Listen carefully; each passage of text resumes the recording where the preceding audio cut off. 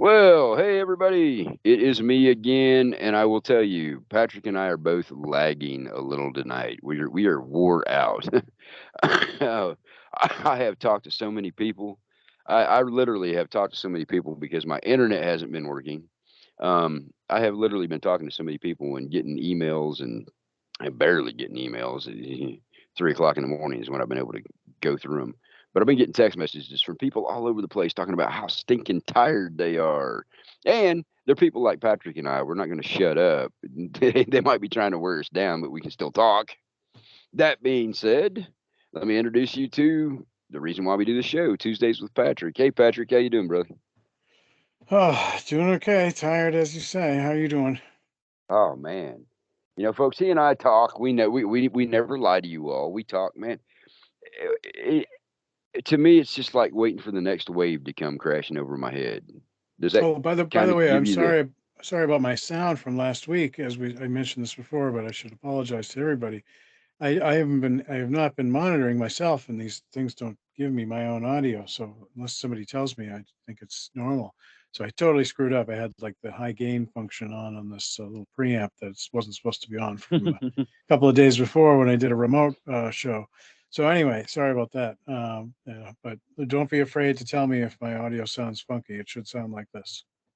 Yeah, folks, I listened to it and it did sound kind of odd, but I thought, well, I've recorded worse and I've heard a lot worse from Yeah, higher production. I So, suppose, but yeah. but now Patrick's an engineer, so he's going to hear that and go, oh my God, all I had to do is flip Oh, a it was switch. so embarrassing. Yeah. But yeah, a lot of people talking about how they feel just wore out. And Yeah. it's not emotional or physical. It's just mentally we're just drained for a little while. I don't Well, know. we're being beaten with wet hoses for the last 3.5 years, and they're not stopping. They just, you know what I mean? They just hire new people when their arms get tired. Well, Whereas we're, there's a good place to start. Let's talk about hiring.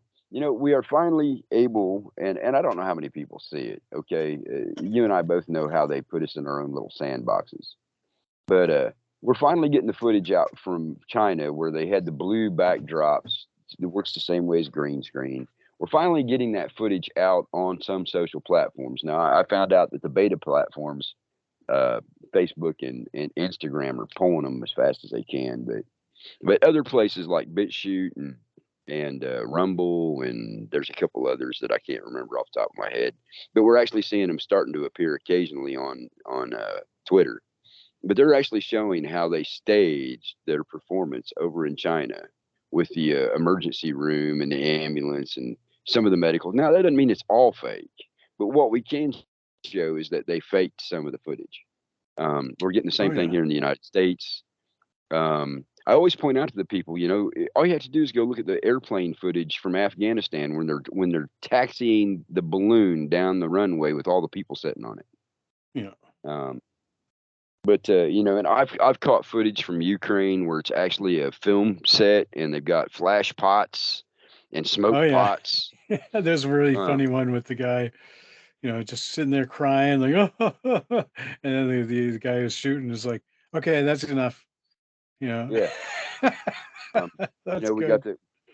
we got the green screen footage of And as you say, of the course, beheading. it doesn't mean they're all fake. Of course, there are some awful videos of people who are getting killed, really killed, and or shot and suffering. But as you say, it shows that there is a professionalization of this media. Let's put it that way. Yes, And yes, so it is a production, yeah. and they're going to use the highest quality production material that they can for their production. So Mm, the likelihood that the footage that you see through state media and in this form of high production value is actually much more likely to contain false data than yes. real data. Even if real data exists, they would tend to prefer the false data because it's closer to their production uh, quality or standard, right?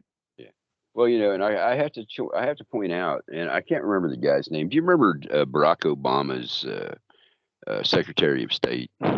The dude, I can't remember his name. He was a jackass, still a jackass, as a matter of fact. But They he said all that. are. Well, Obama's the one that let the Smith Modernization Act do its thing. Yeah. And the guy that worked for him at the time said we need to be able to propagandize Americans if that's what it takes. So that's what they're doing. I mean, of course, they've been doing this the whole time. It's not like Oh yeah, it's not like yeah, they actually. What all he did was remove the official supposed ban. But I haven't actually read the act to see if it yeah. actually even does what they say it was supposed to do. But it's official now. There is no responsibility for the government and because this is another thing that popped up in the Supreme Court. So they have no duty to protect, right? No, Government itself has no duty to protect anyone. nope. That's official. And it has no duty to tell you the truth about Nope. anything ever. That's official. And said you just keep going down. I mean, it really, who thinks that this is okay, right? Well, yeah, you hit on the two key points that I wanted to bring up as we were talking. Is the first one, most people do not realize that the Supreme Court has ruled that the government has no responsibility whatsoever to protect you. Yep. Now, that can be carried down to any level. That includes your sheriff, that includes your city, your local police, your state police. They, under that ruling, have zero responsibility to protect you at all. That means that they can sit and wait until everything's done and then roll up. That's true. But it also includes your mayor and your county officials and your local state officials, your governor, Yep. your president, your army, your Social Security Administration, your anything that has to do with the government has no duty at all to protect you. Yeah, well, and I want to point out to folks, if you think that it ever really was that way, you need to look at the Treaty of 1871 and the Treaty of 1873. Those two right there will answer all your questions about what your government actually is and what it actually isn't.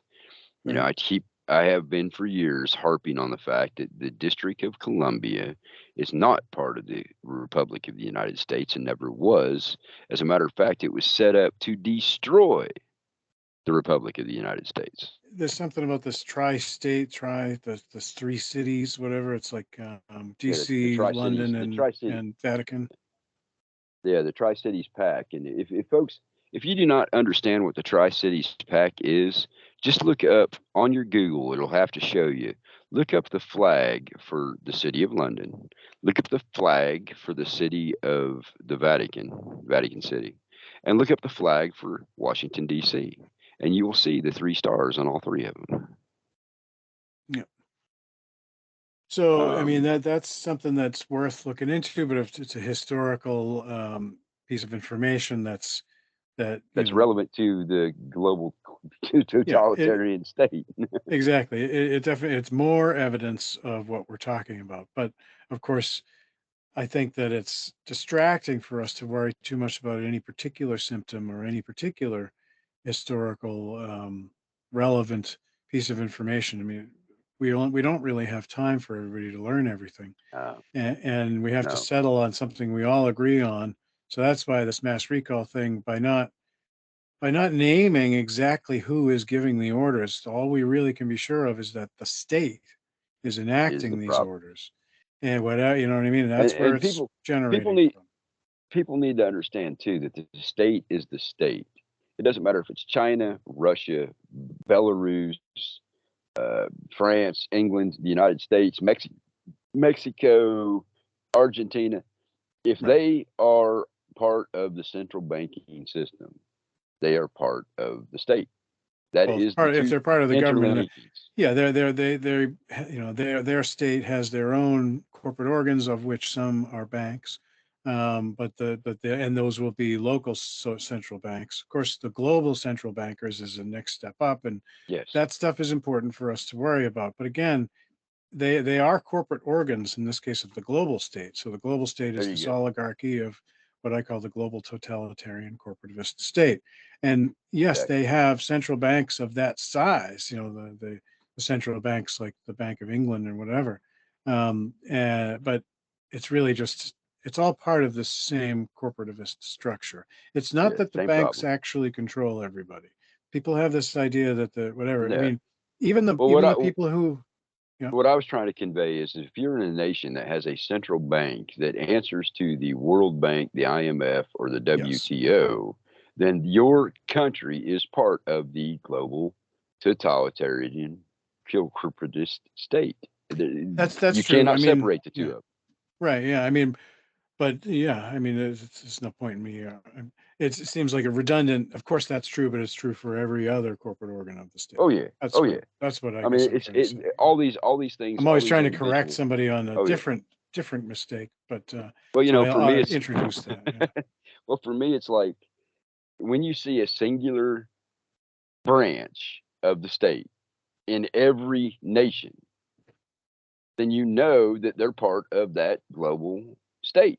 It can't be separate if it has a branch on the ground in that country.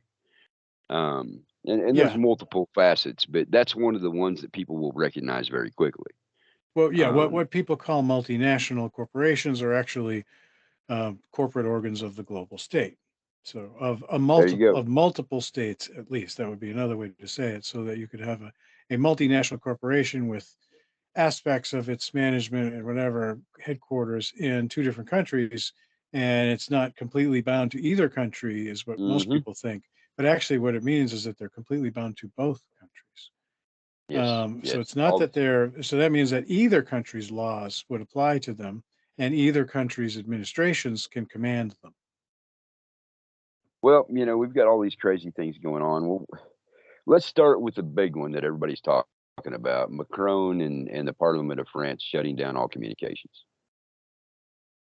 This is a version of hack attack. This is also a version of the state wanting to cause violence and chaos and use this all Mhm. as an excuse to deploy the military ultimately Well, I against did people. manage to see your post. Could you please point out your chaos out of order? I saw the Oh, post, folks. yes, I think I said, here it is. I said the chaos the state is causing is intended to impoverish, disrupt, dislodge, and kill the population. Plan calls for the establishment of a new order out of the chaos, when I refer to the Ordo ab Chao, which is Hmm. the motto of the Masons and these secret societies, order out of chaos. And I Yep, just say the thing about order is that it's first natural, yep, the natural order, and a decentralized world is therefore automatically unchaotic. So exactly. yeah, and I basically am pointing out later in the follow up that chaos is itself a symptom of attempts by states and the state to enact unnatural and unreasonable laws. Yep, And we know that the whole world is under the control of the state, so it's not in a state of anarchy, but it is in a nope, state of chaos. So if the world is currently in a state of chaos under the direct control of the state, then we have partially dispelled this idea that anarchy is the cause of chaos. exactly, exactly. Folks, I had a conversation with a friend of mine about his post earlier, and I need to point out that under the auspices of the state, whatever state you're in, we'll go with the small ones. If you're in the United States and you have chaos, it's because the state allows it, Yeah, or finances it, or directs it, encourages it. directs I'm it. just Yeah, pointing that out. You do exactly. not get that kind of chaos without government sanctioning. Yeah. You just can't. If the state says no, the state's going to stop it. You think they can't? Um, what did Biden say? We got F-16s and nukes. What are you going to Right. do? The same thing with any of these other countries. If they wanted it to stop, it would cease. Now, it may be bloody and it may be violent. It may look like Tiananmen Square when they get done, but they could stop it if they wanted to. But since they're So, causing most of it directly themselves, and they're trying to provoke, interracial and interclass violence between the public, et cetera, they don't care who starts what. If they need to, they'll just have the police start whatever fight they need to. So, case in point, y'all. yeah, Case in point, you all. There is footage out right now. The nationalists in France went out and tried to protect businesses from rioters. Do you know what they got rewarded with? Tear gas and rubber bullets from the police. yeah, Not the rioters, not the people setting fire to shit. The no, nationalists who were out there trying to protect the businesses got attacked by the police. And they were only carrying baseball bats and cricket bats. They were not carrying, weapons. They were carrying clubs and etc. And the police shot tear gas and rubber bullets at them because they were trying to protect businesses from rioters. And this is what the state is doing worldwide to cause chaos. And of You course, know, the goal here ultimately for the secret societies is to cause so much chaos that all order is broken down, and mm, then that makes it, prime for a new order to be inserted. And what they are expecting to do, what they plan to do, is at the moment of total chaos, restore some order somehow. With I'm not, we don't really know what their plan is.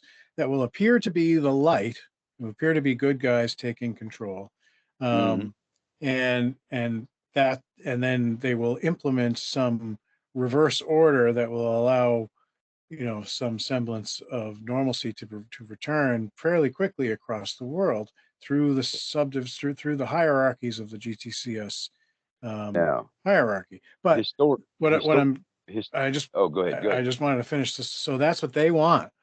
But there is actually an opportunity in this, which is, if once they've achieved their total chaos, and if they mean to do it, they will achieve it. So we should assume that will Yes. come, right? When they do that, they're assuming they will be the ones who will restore order.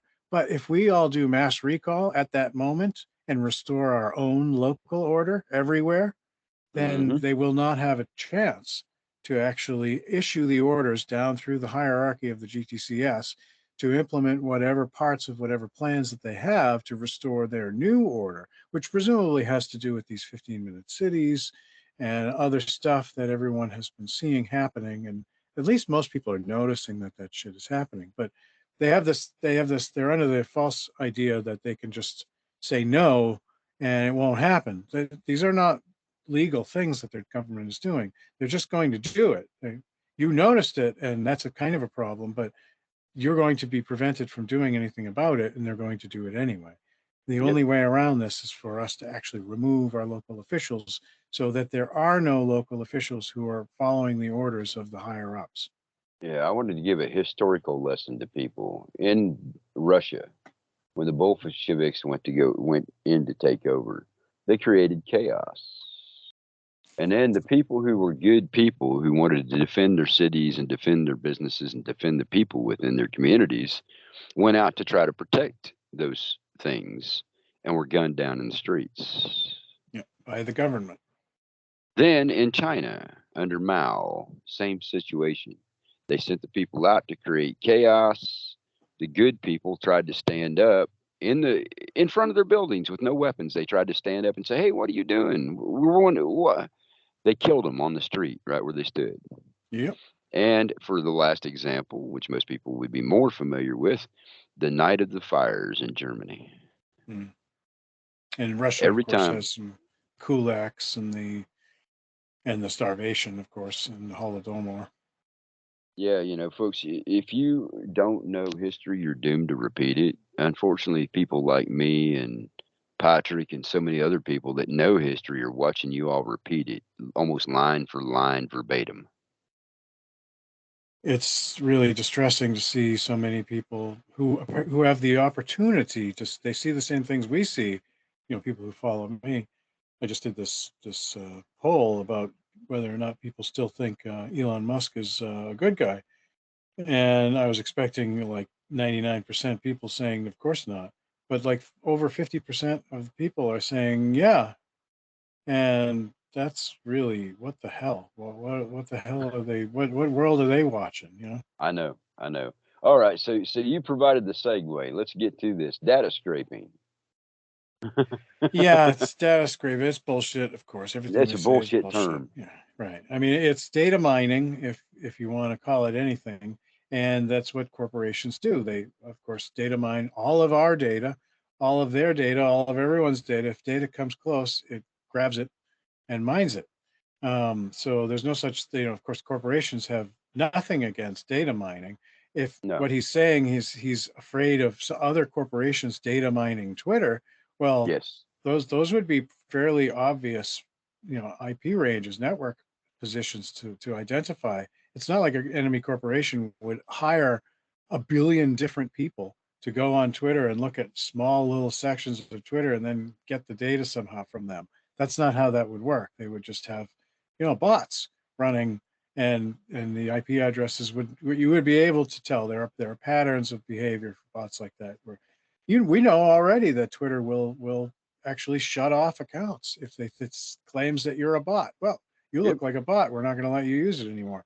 They've been able to do Yep. that for years, and they do that to people who don't look like bots. And so presumably they can do it to things that look like bots.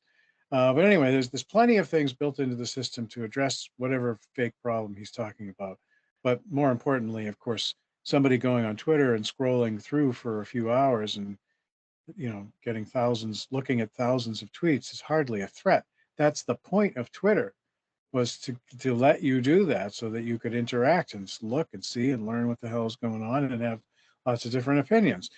What he's doing right now is dismantling Twitter. He's restricting Yes. everybody to not be able to see what the hell is happening, to hide it, completely obfuscate the whole of news. Can you imagine Yes. that, years ago, decades ago, if the news was just like, well, we used to do a 30-minute show of news. Now we're only going to do a 2-minute show of news. Yes. And that's Yeah. your only news, 2 minutes. Well, the other thing that Because I we thought don't want you TV scraping. the other thing I thought about this was Right? if he thought that he was being hacked in some which way or another, or if he thought he was being bots were doing this, he would have the ability to through the algorithms find either individuals or groups that were doing this. Well, you can And you can quickly and easily identify, by these usage. net things on the network that are obviously the sources for certain kinds of Yeah. coordinated threats, with So the exception of distributed denial of service type stuff, which was not what was happening. Nobody was claiming that there was an external, denial of denial service of attack. service attempt. This was all internal. They did it to us.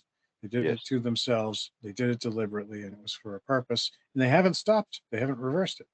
Nope. I'll tell you something else too. The minute this came out, I saw that Facebook, uh, the beta programs, um, Google. There's something with Google. I don't even know what it is. It's a chat for Google, and then Chat GP or GT. There's several groups right now that are saying the exact same thing. So I'm looking at it as exactly what the Lockstep program said that they would be doing, was cutting off our communications. Yes, this is sort of a soft version. The hack attack really called for people to attack power and communications at the infrastructure level, and they would actually just cut off completely, physically, all connections to power and the internet. But this is this more sophisticated software version of it, where they're achieving most of the goals, making it nearly impossible for people to communicate with each other without actually cutting off power or communications totally. Yeah. Well, wasn't it France that was threatening Twitter in the first place? Yeah, Wasn't it and of France? course, and Twitter, of course, I think they are going to shut off all their power, all their communications now, right? That's kind of what we're talking about.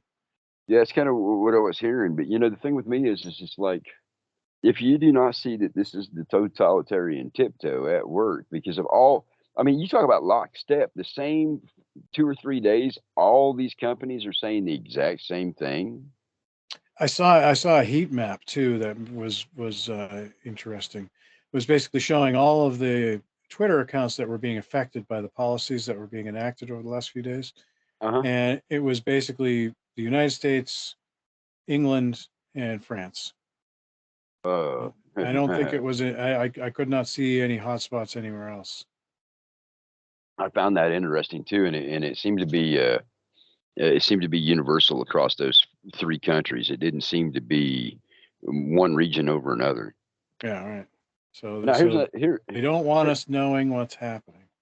yeah. Well, I mean, they don't want us, discussing what's happening for damn That sure. too, but this is raising. I mean, we've known they don't want us discussing it because they've been beating us with the rubber hoses for so long. But this is like, no, we don't even want you to know anymore. We're just going to shut Yep. off your Twitter feed. Nope, you don't get to see any tweets. That's what they did to me anyway, and that's what they did to most of the people that I heard complaining. But people that are new, would only get 300. And then, so literally that's like 10 or 15 minutes of looking at Twitter kind of casually. That's it. You get cut off. Now, Yeah. that's weird though, because I heard actually that they cut off anonymous access. And if they cut off anonymous access, that means every single reference to anything on Twitter and any article anywhere won't work. Mm-hmm. So they really are shutting off Twitter. Well, and the other thing too is somebody says, "Well, you're not verified," and I said, "I'm not getting verified. And if he cuts off my access, then I don't give a shit. That's his loss, not mine." Right. Yeah, I lose some connection to people that picked up my Twitter account, but whatever. Well, I mean, the thing is, of course, Twitter is still useful, so we should still use it.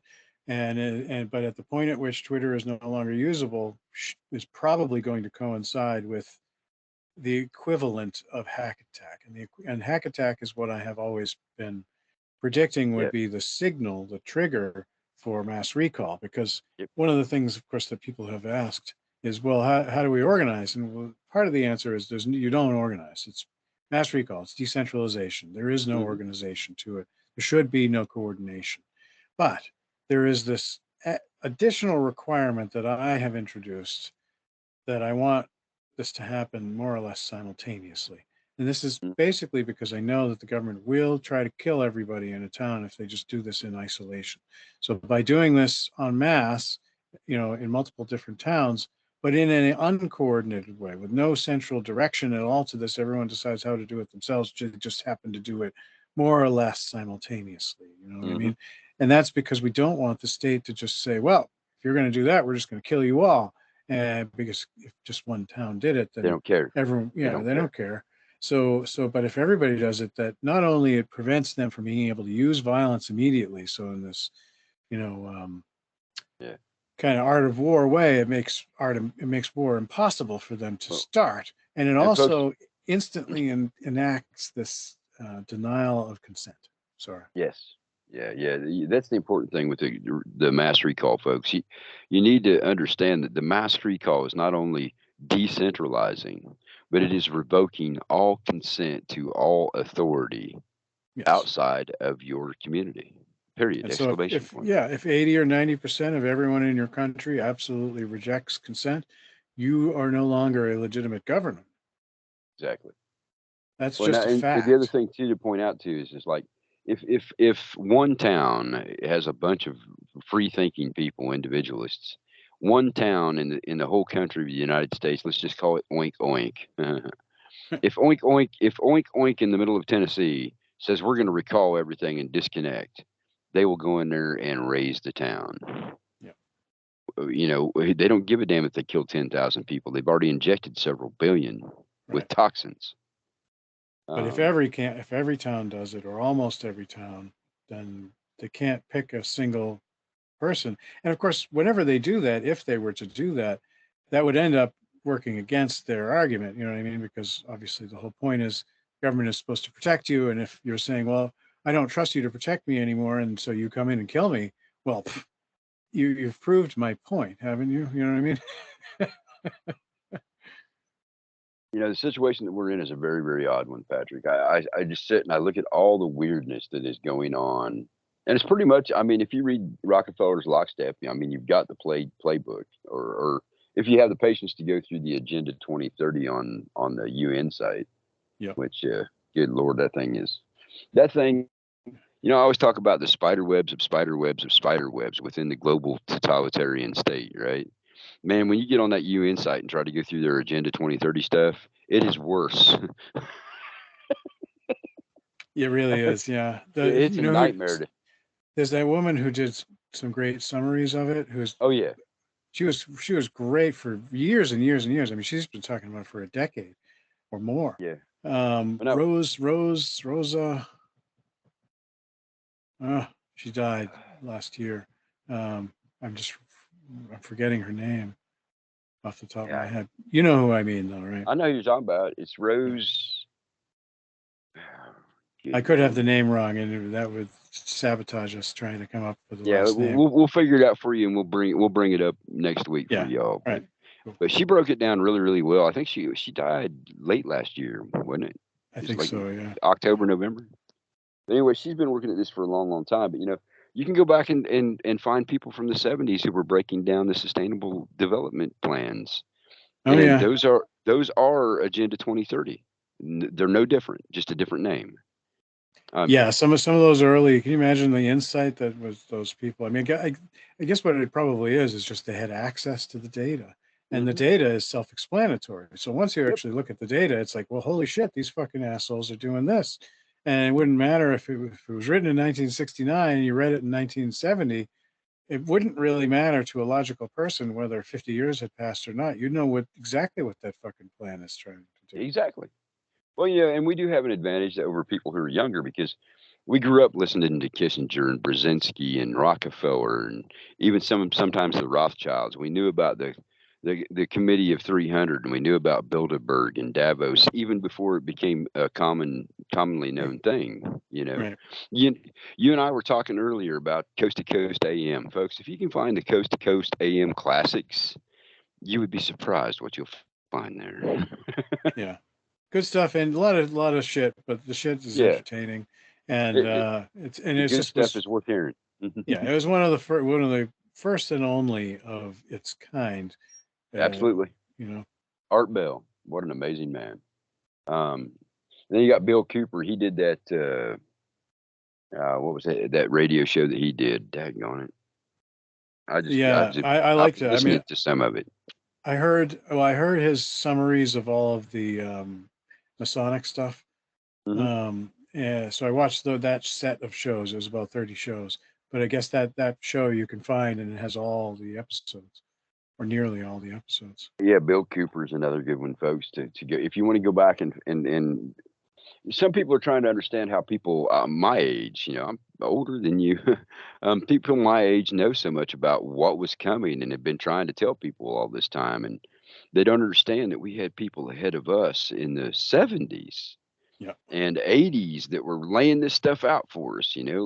G. Edward Griffin is a very good example. A very good example. He's one of the yeah, probably one of the earliest.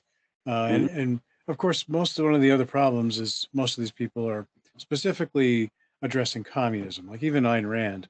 Ayn Yeah, Rand would be a good example of this of a yeah. person warning us about these totalitarian tendencies and what happens and how they work psychologically. But they're all in the near as I can tell, almost all of them recognize only communism as a threat. They Oh, don't. Almost none of them seem to recognize this thing that I've identified as corporativism mm, as a threat in and of itself. Not necessarily a pathway to communism, although they're allied with communists in many ideological ways. Um, Traditionally, communists and corporativists are opposed to each other because they're alternative totalitarian planned regimes. societies. They don't because the corporativist state is a class state, it's a caste state, and communist state is supposed to be all about equality. And so they actually ideologically have this very very different set of systems for how they plan society, but they are both totalitarian planned societies. Well, we also have on the other side of that, and I do like his focus, but it's another aspect of it is Patrick Wood with the technocracy. Yep, he covers a lot of it, and he's right about what he's observing. But Yes. again, he doesn't seem to understand this corporativist structure. This because once you understand that corporativism is an ideology in a government form, and that all the governments on the planet are basically corporativists, then Yeah, you well, understand that they're directly associated with they're exactly. integral with all of the major corporations, NGOs, and unions, and It's whatever all other interlaced. corporations. It's Yeah. all interlaced. But the Yeah. state is everything is subordinate to the state. So the Ex- state is always in control of everything. Now, there might be there is certainly an oligarchy of people given the orders at the highest levels that are controlling what orders the state generates, but we don't know exactly who that is. We can't stop them right now. All No. we can do is respond to the state and its actions. Yes. So that's why mass recall is best we can do for now. And then we need to start talking about all this stuff about, well, what do we do next? But this first step will bring us 90% of the way to liberating the human race. So Yep. And it is best if we just do it in this simple way that I'm talking about, rather than get into large conversations about what will happen later, because it doesn't matter if we don't do it. if we don't And talk, survive. yeah, exactly, right. The other thing too is folks, if you want to look at the communist part of it, that's great. If you want to look at the technocracy part of it, that's great. If you want to look at the cybernetics, which is actually the overall, that's fantastic. But the thing about it is it's all an interwoven lace, and it's under the global totalitarian state. Nobody acts outside of what they're told to do. It doesn't matter if you're in the United States, Russia, China, whatever. It doesn't make any difference. Um, and That's what I'm saying. Yeah, right. all these are pieces that it's great to know, it's great to be aware of, but you need to understand that these do not function unless they're allowed to function. Just like right now, Twitter would not be up and running if it was not doing what the state wants it to do. Just like Facebook, just like Instagram. Yeah, exactly. Now, what is it doing? It's harvesting data at rates that you could not imagine. It is a global database that can harvest everything that you put up. So, like me, today I saw this thing that was just fantastic and I retweeted it. Oh, Raven Kiefer retweeted this. Well, we know what he thinks now. Hey, I'm just telling you all, everything that you comment on, everything that you answer, everything that you retweet or quote tweet, you are being pushed off into these categories. And it Yes, doesn't matter and of what course, platform you're on. yeah, but we've known about this for a long time, Oh, yeah. and more importantly, that's one of their tools for intimidation. So the government Yes. wants you to say, "Oh my God, they know exactly what I'm thinking and it's going to say. I just better shut up and not say anything." And this self-censorship thing is probably much more Bullshit. dangerous than real censorship. Absolutely. So Well, actually, I tend to tell people. I mean, I agree with the meme that goes around every once in a while that says, if you're not on a government watch list by now, then you should be ashamed of yourself, really. So, exactly. you know what I mean? You know, So just don't worry about the government figuring out that you suspect them of being mass murderers. They're mass murderers. They know you suspect it. I mean, like yeah. lots of people suspect it. The It doesn't flight, help to not say it out loud. the flight ban shit that they did back under 2001, 2002, right? Oh, during the 9/11 thing. Yeah, the flight ban where you couldn't fly, you were red flagged. Oh, yes. I mean, they still do that. They still have a Well, no-fly yeah, list. but I have been on a no fly list ever since it was created, folks. I am on a no fly list ever since it was originally created. Yeah, it doesn't surprise me, I guess. I mean, like, Well, I mean, so the first book that I did gratuities on was Corporate Crime Shows Profits. the yeah, the first major article I wrote was the WHO spread of AIDS. yeah. Well, of course, I have I'm aware of the corporate blacklists, which people get on for similar reasons. So this idea of corporativism, if people will understand it, really explains so much that almost all of the confusion goes away once you get it. well, I saw a poll today, and it kind of pissed me off. I saw a poll today, and it said, which one of these government agencies is the most harmful to the United States? And it said the CDC, the IRS, or the NSA. And I didn't answer the poll. I had to make a comment. Do you not realize that the CDC and the IRS are not government agencies? It is amazing. This was Corporate organs of the state. So if they my argument is that they are indistinguishable from yeah, departments of the government. So the same thing, of course, is true with Pfizer. Pfizer is the Department of Biological Weapons. You know what I mean? yep, Like it's absolutely. this idea that the Fed and the CDC are not actually part of the government, while technically true, is really irrelevant. And the Yeah, government doesn't pretend that it doesn't control the Fed and it doesn't control the CDC. exactly. And if they Exactly. do, they're lying. Of course, they tell Well, those corporate organs of the state to do everything that they do, and they can't do anything without the state's approval. They are all subordinate to the state, including the Fed. I, I love this. I knew how you were going to answer that. So I have to bring up a meme I saw All right. today, brother. I have to bring up a meme I saw today. It says the Department of Personal Information Collection. And it has these, how they do the branches that come off of the main department heading. Hmm. Facebook, Twitter, Instagram. Yeah, right, exactly. It listed all the big platforms, including BitChute and Rumble too, by the way. Yeah. Um, I thought, now somebody gets it. And I wanted to send it to you, but then my internet went out again, and I couldn't send you the link. I thought you would just get it, but it says Department of Personal Information Collection. Yeah, exactly. Yeah. And the post Now, office is in that group too, by the way. oh yes, yes, absolutely. They used to open letters, steam them open, and then steam them back or seal them back up. Yeah. They Um, also, the post office has a division that looks at people's social media. yep. So does Department of Energy of all things. Isn't that the weirdest shit? Yeah. But anyway, and the military intelligence, of course, checks everybody's stuff.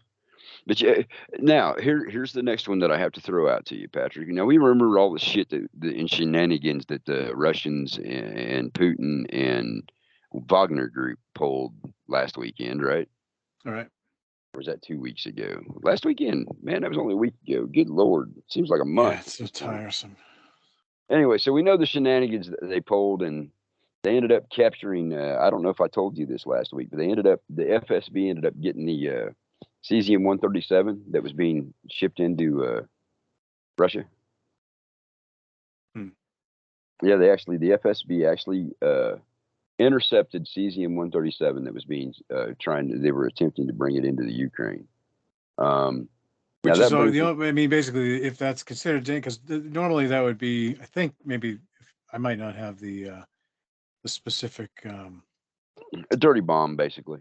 Actually, this is one of these. So it's actually a medical thing, cesium Mm. 137, I think. Yeah, I confused about well, 130, it whether can it's be used for 137 or not, but there's a version of cesium that is used to generate radiation for radiological treatments in medical exactly, applications. exactly. But That could but be that, yeah, but it could also be used to make a dirty bomb. yeah. But only a Or state would it do can that. be, Like a person wouldn't be able to do that. You would not yes, be able to get enough exactly. of this stuff together and put together a large enough bomb, and the bomb's No, effect would be kind of minimal because you could never really get a big enough explosion to exactly. just distribute the radiological material. So it is a terrorist weapon, and it's a Oh terrorist weapon yes, that only a state could really make and use. So exactly. it's Or even actually, keep the so if material from any, yeah, what it means is that if a dirty bomb ever goes off the anywhere, state. ever, it's the state that did it as an act of terrorism. Lindsey Graham, a few days before that got intercepted, said that if we see any signs of nuclear weapons in the Ukraine, conveniently enough, right? Um, but this is the thing that I wanted to point out to you is that the FSB did, in fact, it's been confirmed in different sources. So I have to say that I am reasonably within about 95% sure that that story is accurate. But here's the other part of the story. You know that the Wagner group got exiled. They have to go to Belarus, right? Right. But do you know that that Russia transferred various forms of nuclear weapons to Belarus control? No. Um, and guess who is now in Belarus in control of those nuclear weapons? Do you think he's really in control of Belarusian military assets? Well, Wagner Group got shipped in there, and the weapons got shipped in there. And the interesting thing is they're like, oh, the Wagner Group's been exiled to Belarus. Well, that puts them closer to to Kiev than they've ever been. That's the first thing, Huh. and it also puts them in Belarus, which is a completely separate nation from Russia that is fully nuclear. How's that for a trip? Yeah. So now the Wagner Group has been put in control of this. I've got this on extremely high authorities and reasonable. I would say I can trust these people about 99.9%. The Wagner Group is now in charge of nuclear weapons in Belarus. Now, here's the interesting part of this. There's actually two interesting parts. The first interesting part is that a contractor who is taking care of nuclear ordnance, if something happens, the state is not liable. Right. Been that way for decades, y'all. If a And by contracted the way, group, that is a summary of the corporativist arrangement. In other words, the government gives an order to a subordinate agent or organ, right? yes, and that person is tasked with carrying out the government's orders. But if they do something, they get caught or whatever, then the government says, "Ah, you see that corporate agent over there? They have just done something that we didn't want them to do." And of course, the corporate agent does not say, "Hey, well, no, you ordered me to do this," because the corporativist arrangement is for them to be quiet about that, right? Yes. So this idea that that anyone who's that any subordinate of the government, corporate organ of the state, would not be liable for their actions. And by the way, this has come up as a legal defense recently by Pfizer. Pfizer argued in court that they're not liable for delivering this deadly biological weapon to the children's veins because the government told them to. Told them to, exactly. And you know what that's called, by the way? It's called the Nuremberg defense. Yeah, well, it's I'm just corporative, saying, and I mean that's how corporativism works. but The that's the government Nuremberg allocate, defense. the government delegates state-like powers to a large monopoly organization that controls an entire Mhm. economic sector, and their task is actually to manage the people that are in their jurisdiction within that economic sector.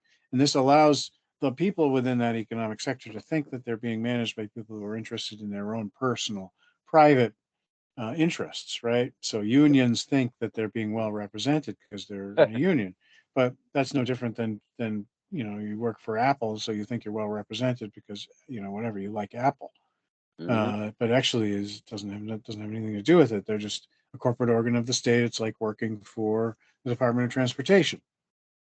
But yeah, I thought you would come down that line, and I was going to if you didn't. But that is the Nuremberg defense. Yeah, yeah. Um, I was given Well, orders. just following orders, right? Yep, But they really are given orders by the state. They really have to follow exactly, them. Yeah, exactly. So the Pfizer defense was the state. We delivered exactly what the state asked us to deliver, yeah, and that and should they tell did. people something. They're That right. should They're tell people right. something. They delivered exactly what the state asked to be delivered, and 1.2 million people have died from it Yeah. immediately or Oh, within 30 days. and this is the other half of my argument when I am trying to explain this to somebody that this isn't regulatory capture. Pfizer, may have received a lot of money from the government and had some Yes. great bonuses for their executives, but Pfizer as a company is destroyed. It could never possibly recover from the what's going to happen to it as a result of all of this, and it had to have realized that that was the case. And I think they were chosen for that reason because they were the bad guys already. People already Yes. didn't trust Pfizer, so they figured if any corporate organ of the state had to be sacrificed Pfizer in would be it. this thing, then Pfizer would be a great one to do as the beginning. And then of course other ones came along, but they're all using the DoD formulation that pre-existed all of this, Yep. and Pfizer is just following orders. It's the Department of Biological Weapons for the DoD, so to speak, Yep. for this particular aspect of the plan. But yeah, I mean, doesn't seem like that's why I say once you understand this corporativist arrangement that they're all the same. Think of every single bureaucracy is a part of the government, and every single corporation is a bureaucracy. Every single union is a bureaucracy. Every single NGO is a bureaucracy, and every single government department or agency is a bureaucracy. So Yes. all bureaucracies are part of the government, and this global totalitarian corporativist state has a hierarchy that permeates through all the hierarchies of every subordinate corporate Exactly. organ. Exactly. Now, on the same subject as Pfizer, we had 750 million GMO mosquitoes released by the Gates of Hell, and Gates of Hell financed malaria research. And so we now have a gain of function mosquito with a gain of function malaria. How do you like that in Florida and Texas? Yeah, I mean it's pretty. This is old news, so I don't know if I Well, guess for it's me, it's funny. For me, it's funny because I remember the first wave of mosquitoes being released, and we had a dengue outbreak. And then I remember the first we had the mosquitoes released and West Nile went crazy, which they hadn't been seeing in a long, long time. And this time they released the mosquitoes and we get malaria. yeah. I'm at the point now where it's way beyond coincidental, and Oh, there's no doubt about it. Is you know, he's a corporate organ. yep, They are a corporate organ. He's an agent of the state, doing exactly what they're telling him to do, and doing it in a high profile way, so everybody knows he's responsible, even responsible, though the government is funding actually and responsible. organizing all of this. Well, and the other Um, thing I want to point out to people, when I never say it right because it's been a long time since I've dealt with malaria in any real instance, I believe it's called S. operandi. That is the pathogen itself. And what hmm, we have found out is that the S. operandi, yes, under normal conditions, S. operandi will not transfer from. It will not transfer the way that people think it's being transferred, carried by a mosquito. However, since we have GMO mosquitoes and we also have a gene altered or a gain of function malaria at this point because they have actually changed the pathogen. It is not the regular malaria pathogen, you all. They have hmm, already figured that out. So what we have now is another biological weapon on the loose. yeah, that's what we have to assume. Well, I mean, when it's not when the gene sequence is not the same, that's been verified, and it's being delivered by a mosquito whose gene sequence is not the same. We have to say one is the delivery system and the other one's the weapon. It's pretty Yeah, simple. exactly. I mean, that's basic training for people who handle outbreaks. Yep. Um, And of course, the government's always lying about everything, so yes, it's probably even worse. yeah, I hate to laugh, but you're right. You're right. Yeah, right. Now, back to our friends Wagner Group being in Belarus. NATO is having, good lord, dude. NATO is going to have a conference in Latvia, just across the border from Belarus, on the 11th of July. Do you not find it funny that Wagner is like within striking distance, literally driving distance of the next NATO conference? Not only that, It is but they strange have credulity. yeah, and Wagner Group also has light rockets that are nuclear capable that can fly into that they can fly all the way into Paris. And these people are going to be, a couple hundred kilometers away from Wagner Group. Um, does that not seem like something set up like a really bad movie script where you know exactly what the hell's going to happen next? Yeah, right. And it's either so it's either set up for some kind of false flag or whatever. But probably what I find more ridiculous is that probably nothing will happen. And then the question Yep. is, okay, well, like so what kind of war is it when you have an opportunity to blow up all your enemies and you Yeah, don't do and it? you don't do it. See, that was my argument in the conversation that I had the other day was look, we know that Wagner is now in Belarus with nuclear weapons, and they are all various kinds. They have big ones that will fly a long way. They have small ones on light rockets, you all. I don't know if you knew that Russia was capable of this, but they have what they call light rocket nuclear weapons. They're actually like bunker busters, but they're nuclear in status. So if the Russians want to take out NATO commanders at this conference, with some diplomats. Those things can be launched from Belarus into the conference, and they will hit within like two minutes. There is not going to be any warning. Yeah, the Um, arguments against that are that it's overkill. You could do that with conventional weapons, I would say that. and Well, they got you plenty of wouldn't. those too. Yeah, right. They do have plenty of those, so there's no reason, there's no need. So, And so if this is a legitimate war, and the Russians in Belarus do not take out NATO command structure while they have the opportunity, you know something's up. It's just a load of shit at that point. yeah, yeah. I mean, the Not other side of just it an is that opportunity. well, the other side of it is this argument I've been making for some years now that I don't think that the global totalitarian corporativist state is going to deploy nuclear weapons at any significant scale, No, and that's because they don't want to destroy the planet, and it just they're not that effective. They don't kill everybody. Everybody has this idea that a nuclear weapon kills everybody. It doesn't. they're There's a certain amount of people who are killed initially, and then a lot of people that are killed by radiation afterwards. But really, pretty much most of the people get away. Like 65% of everybody does not get killed, and they get away and they live. mhm. So Yeah, that is why nuclear weapons are not actually useful. as Yep. an elimination. Like you're trying to kill everybody. They're not what you. This is also why I don't think governments will use nuclear weapons against towns after mass recall. It's just not worth it, and they wouldn't work. But anyway, so I don't think. But the main thing is, I don't think they're going to allow nuclear weapons to be used even in most false flags, because if you because the nation states, while are under this hierarchical rule with the pretense of this emergency situation with the biological agent in the world COVID-19 story and all that, people getting on board with WEF and vaccines and whatever. So there's a pretense going on. Hmm. And so Absolutely. therefore you can keep the governments in line while that is all going on. But if you start having little exchanges of nuclear weapons between nation states, there are enough people in each nation state who are not fully on board with this new global totalitarian corporativist state that It's going they'll, to get. yeah, that they could actually decide to be defenders and patriots of their own countries. And Yep. then you could actually have real wars between real separate nation states. And I think that is too much of a risk to the global totalitarian corporatist state, because I mean, that's the beginning of a decentralization.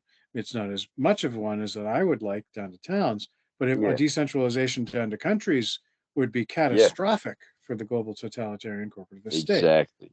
So I don't Exactly. think they're going to allow anybody to use nuclear weapons. They might be there probably will be a false flag somewhere for some political terrorism purpose, but I don't think it's going to be free exchange between separate nations, a total global nuclear war.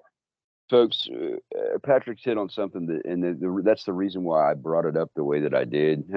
It's great having somebody that I can relate to on levels that most people can't reach. Um, the fact of the matter is if you go back through all the wars that we've seen, and even back to the Napoleonic era, you can see the control mechanism in place. Certain things were done, certain things weren't done. Boom, it's over with. World War One, certain things were done, certain things weren't allowed. Done, over with. World War Two, even certain things were done, certain things weren't done. Boom, over with. Korea, Vietnam, Afghanistan, everything that you've seen has been a controlled theater. Now, I'm not saying that people didn't die. I'm not saying that millions and millions of people didn't die. What I'm trying to explain is that these have been very controlled situations with those who are running the show, still running the show above and beyond the states involved. Now, if somebody were to overstep their bounds and create a situation where the population will not tolerate it, now you have a decentralization at nation level, and they will not tolerate that because that interferes with their plans. So they have to avoid doing anything that's going to actually cause nationalism. Hmm. Absolutely. I mean, if they could do something that would create, like, you know, Well, even I the mean, part of it is the truth is they've already done things that are causing nationalism, like these migration invasions. But what they're doing is they're trying to demonize the idea of patriotism or nationalism. yes, exactly. So if they were to do something that would rally the population together, that would be a very, very faux pas thing for their plan. Yeah. Um, you know, somebody had said that a limited nuclear exchange would be acceptable, and I'm thinking, under what conditions? What? Yeah. Yeah. Um, just the I the mean, outright frankly, damage. if I would say let's just have America, Britain, and Russia and Italy exchange 4 nuclear weapons, destroy, DC, London, the The Vatican, and Vatican, Moscow, and Moscow. then we'll talk. Yeah, We'll see how yeah. that limited nuclear exchange worked out for everybody. Back in the day, I always said that it would be fun to watch George Bush and Saddam Hussein box. Yeah, yeah. Hey, look, y'all want to fight? Fine. We'll set up the ring. We'll get you a good referee and some good medics. Have at it. Mm. um, the problem that we've got is people are so divided right now. I always said that anytime something ends in an ism, that is a schism. and people are so divided right now. Do you see any opportunity at this point for people to at least reconcile? I think the only realistic way for us to get out of this is mass recall.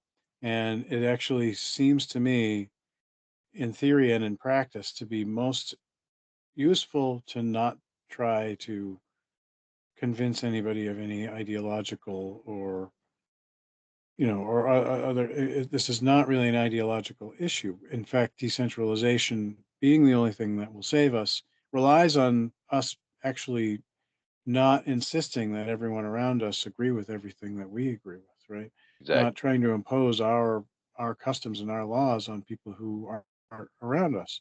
And that's all it really is. I mean, there'll be huge areas of towns who all share the same cultural customs and will Hmm. feel like, I mean, I don't even think we need to get rid of the names of countries or the names of towns or the names of counties or states. They just can't have authority anymore, right? Hmm. So yeah, you can be from whatever, Westchester. You why would you need to change the name of your town? Why do you need to change the borders? Everything's pretty much set up. All we really need to do is decentralize officially and then Hmm. start rebuilding human civilization. And that's what I think is and if that's the way we present this, and then of course later on people will have discussions and talk about all sorts of stuff. There's no end to it, but those things don't Yeah. matter. Well, first thing is we have to defend ourselves from this immediate threat, the global totalitarian corporativist state, and the only way to do it is to decentralize down to the town level, remove all of the government officials and town employees, try them, discovery, figure out what the hell's been going on, first of all. Not Hmm. replace any of them, but if you want to have a mayor, you guess you can elect a mayor. I don't know. I would recommend against doing that. But even if they did that, they probably would, it would be mostly a sort of Be a a federalization. ritual appointment, a ritual Yeah. appointment. It's not an official position. You really want a local leader, fine. You can nominate a mayor, but it's unlikely that you're going to rebuild the kind of bureaucracy and infrastructure that we You don't know, need, if that they we're did getting rid of. they did the old style council where each area had a representative, and they got together only when there was a problem to be solved. Yeah, That would be a very effective system, but to have a uniform, constant body is actually detrimental to the development of your communities. You know. I agree. Yeah, another way to say it would be to just say your respected elders, which is a Hmm. constantly changing group. Yes. Yeah. Yeah. Um, And yeah. this is Hans Hermann Hoppe's general assertion too, because his basic solution is the same as mine. He's Hmm. saying decentralization is what we need to do. Even Hmm. Murray Rothbard agrees. Yep. I mean, Well, it's the same thing. He says, well, if Canada and United States can exist as separate countries, is that anarchy? What's wrong with that? Well, then, so why can't the states of the United States exist as separate states? Would that be yes. anarchy? And if that's true, then why can't the counties exist as separate counties and the towns as separate towns and the cities as separate cities? And then he says, well, wait a second, why not even the neighborhoods? Why not the Yeah. houses? Why not down to the people? And that's what we really want, is to have no authority, none of this artificial, like, A government, return. state, A central return to government authority. Yeah. a return to individualism and cooperatism. Yes, voluntary cooperation is the solution always. And, it's far better to have people come to agreements voluntarily than to be forced into situations that are necessarily out of balance. But now here's the other thing I'm gonna ask you, and we'll call this one a show. Do you think, I'm aware, I've been watching posts, and I've been on places and looking at individuals that I normally wouldn't even pay any attention to. Do you think the vast majority of the people still do not realize that the state, whatever state you're in, has just committed mass democide and is trying to kill them? I'm amazed that it's. I mean, most of the people, of course, that follow me understand what I'm talking about. Yeah. Um, but it is astounding to me that I make because I've kind of been reduced to making pretty straightforward, unambiguous statements. You know, like the Yeah. state is killing everybody. You know, Yeah. like that's my tweet is the state is fucking killing you motherfuckers all right now.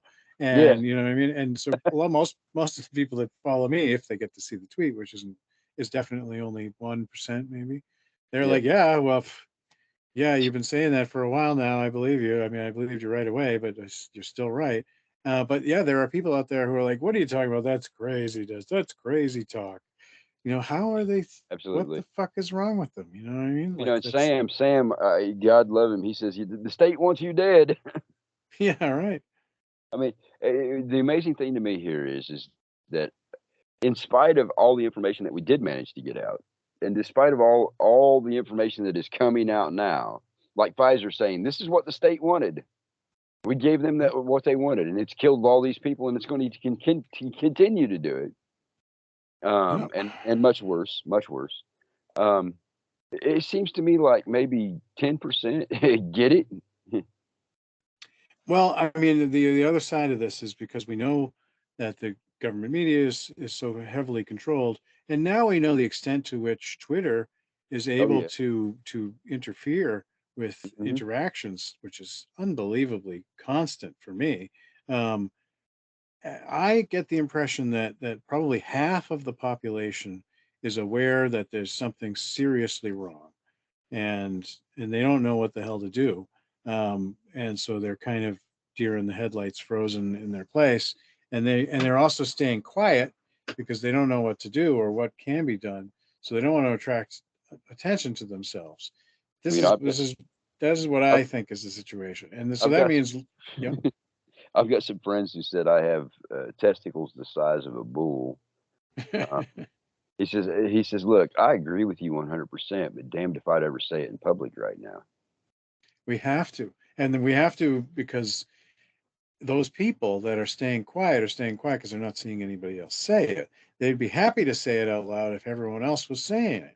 So maybe they're not the super bravest people in the world, but they totally are willing to say it out loud as long as they hear it from other people.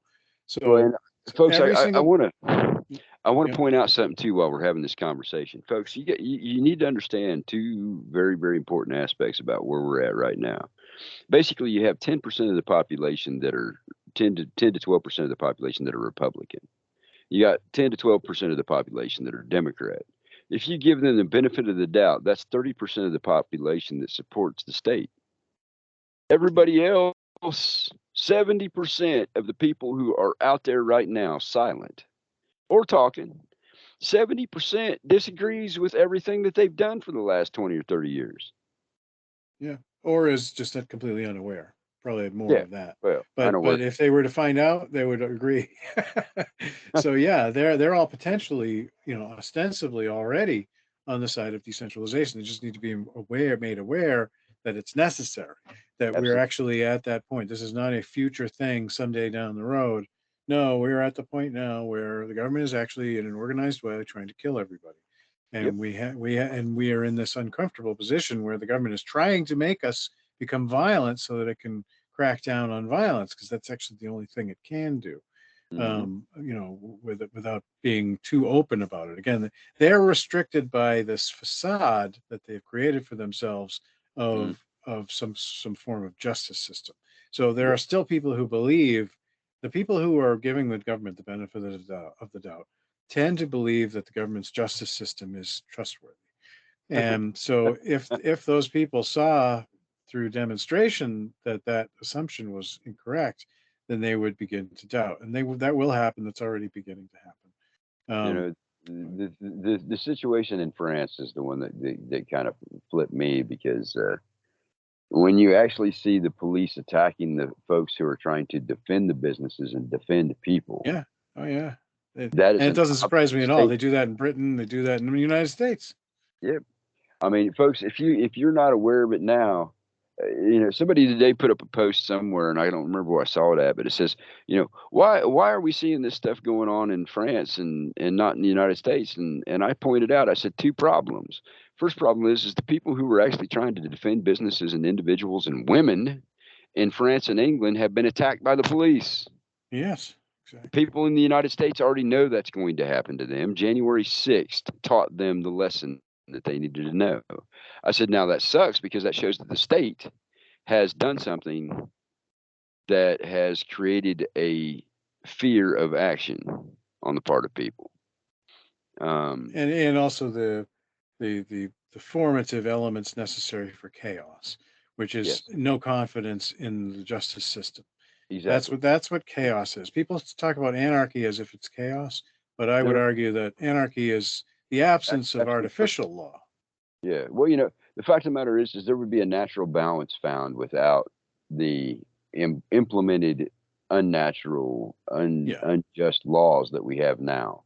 right. Um, And these that's what laws are causes chaos. great. Chaos is not caused by the absence of a central authority trying to impose its laws. Chaos is actually caused by a central authority trying to impose its laws, and its laws are chaotic. Exactly. Look at the way they've changed the rules. You can steal up to $900 and not go to jail. Two people committed murder and were turned back out on the street.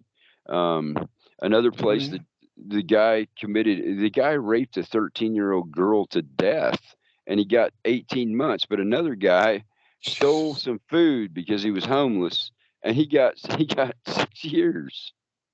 Yeah, and then of course you got people who defend their neighbors against crazy people, and they go to get thrown in jail for being violent. I mean, it Well, just and, we got a lot of states used to have self-defense laws or what they call public defense laws. If you were in a situation where people's life were at risk and you killed that person, you were protected. And yeah, those laws had those protections have been revoked silently and very quietly behind closed doors for the last several years. yeah, and that's all deliberate. I mean, Frederick Bastiat talks about this in the 1900s, sorry, in the Yep. 19th century, when he was talking about when the law is bespoiled is the word the translation Beast. comes Yep. bespoiled. The law is made to attack people who try to defend themselves. It's turned on its head. Yep. Yep. There was a guy just last week that went to court for shooting a man inside of his home. Yeah, right. The guy was inside of his home, was armed with a knife. The old man, I say old man, he was in his late 60s, shot the guy with a shotgun, of course, killed him. And he is now on trial for murder. It's bullshit. Exactly. He And is of now course, on. these things probably happen a lot, or maybe they don't happen that much. But the fact that it's on the news and you know about it is because the government wants you to know. And what the government Hey, wants you to know is you should not defend yourself. yeah, that's the thing, the You should feel intimidation. helpless. You should either be helpless or feel helpless, or at least I mean, know that we don't care about you. Hmm. That you are the enemy of the state, Yep. and these are the messages that the government is sending to everybody. These Yep. are You are not important. You have no have no self-defense. You rights, have no right? right to protect. They are just, they're not saying it openly, but by presenting what they are presenting, they're doing it in a way that sends a very clear message. Yes. Um, that being said, you all, I think Patrick and I have covered things tonight quite well, and hopefully in depth that you all like. Um, on the economics, that's Hayek, right? Well, for economics, I'm a Misesian. I recommend Road to Serfdom from Friedrich Hayek mainly because, and he is an Austrian economist. He's a he studied under Mises, but Hmm. why that book is so important. The reason I reference it is because he talks about totalitarianism and Hmm. how that comes about, and the way he does it is in a way that is easily palatable by leftists and rightist intelligentsia of the modern era. So the people who I was expecting to be interacting with, I think, would react best to reading Road to Serfdom's, Road to serfdom. Hayek's Road to Serfdom. But if you're interested in economics, I would recommend Ludwig von Mises. His great tome, Human Action, is really the big one, the one that you want to read. But Yeah. if you're just getting started, read Friedrich Bastiat's The Law. That's free online. It's just Frederick Bastiat's The Law. And of course, was it Henry Hazlitt's Economics in One Lesson is Hmm. probably the best It's a single good one. book to get people started. Also, Thomas Sowell's Basic Economics. And then, but really, with Mises, I think I actually started with, first I read Liberalism, which is one of his first early works, and then also Socialism. And once you read those two, which are kind of short, then read uh, the actual Human Action book, Hmm. which is a bigger, longer tome. But that's actually the way I got started, and that was pretty good for me to get introduced to Mises. Because first, Yeah, the people need to understand what liberalism is, because when Mises is talking about liberalism, he means real liberalism, which is yes. capitalism, which is laissez-faire capitalism, free market, no interventionism.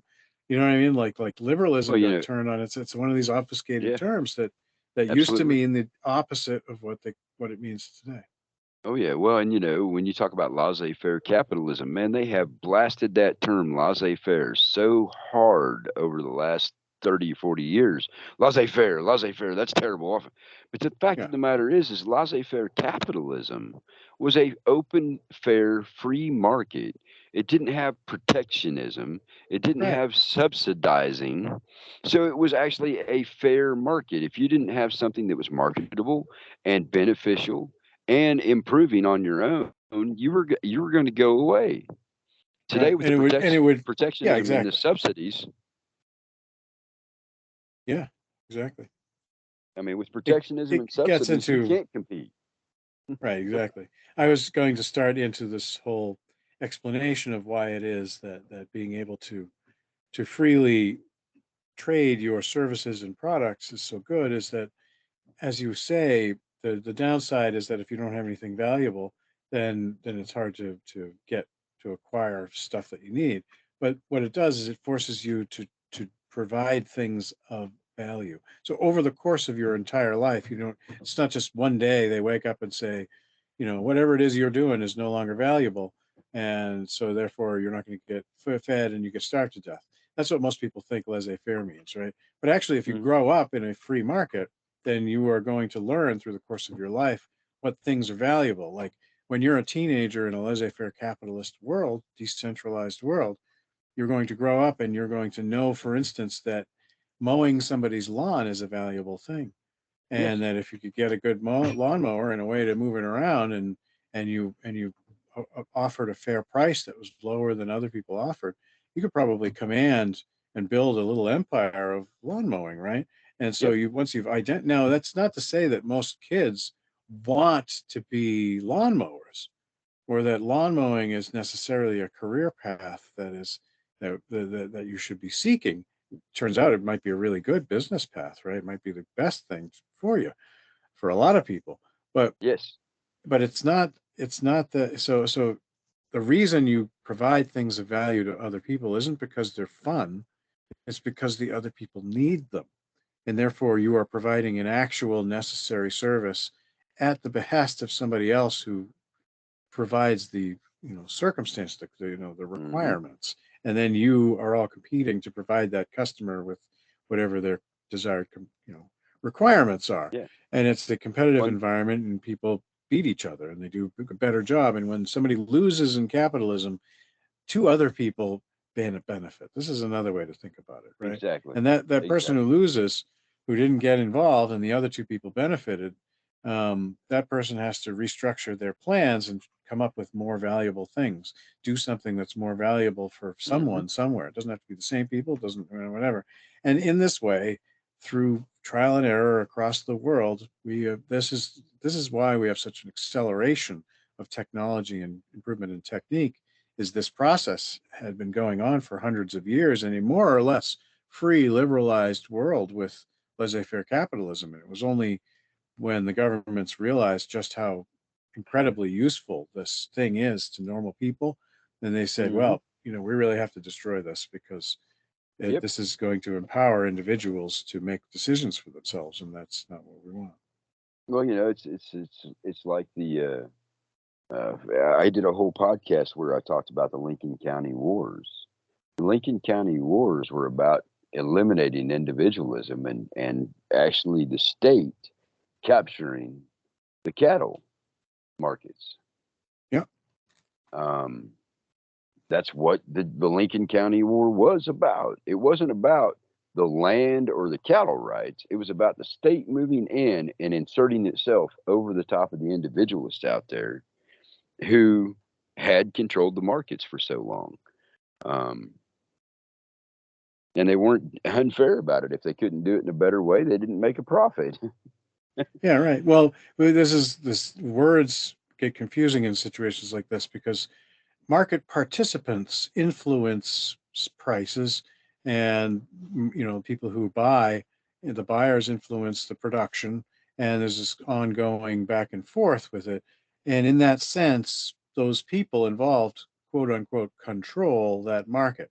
They don't really Yes, control the market. When people talk, when corporativists and the government talk about controlling markets, they mean actually controlling markets. Like, absolutely. you can sell something, you can sell this to him, but you can't But sell this to anyone else. And you can sell exactly, this to her for this much on this day, but not to anybody else. You can never exactly. sell that. You can only sell this. You can only buy that. You can never buy that. That's what they mean when they say And control that's what they did with the Lincoln the County War against market. the cattlemen. They set up a situation where they actually controlled it. Yeah, Um, they eliminated the capitalist part of the business. yeah, right. Um, Folks, I hope our conversation has. I know we covered a lot of stuff, and I hope this conversation helps you kind of sort things out. That's the reason why we keep doing them, y'all. Um, Patrick, you want to let them know where they can find you? Well, I can. My main thing is on Twitter at Road to Serfdom 3. And of course, I'm also, I have a podcast called Road to Serfdom Stream of Consciousness, which is on Podbean, Spotify, and Audible, as well as a video version starting with episode 21 on YouTube, Odyssey, and Rumble. And eventually, I'm hoping to get on BitChute. I just don't have the bandwidth. I don't have the. I can't upload all those videos yet. It takes too much of my allocated bandwidth. They say bandwidth doesn't really mean that in the technical term, but they call it that. My Uh-huh. an amount of gigabyte usage that they Yes. allow in a particular period of time. So, Folks, I will have the links in here. And as always, if you have, $10, $5, whatever you have to spare, um, don't wait till the end of the month.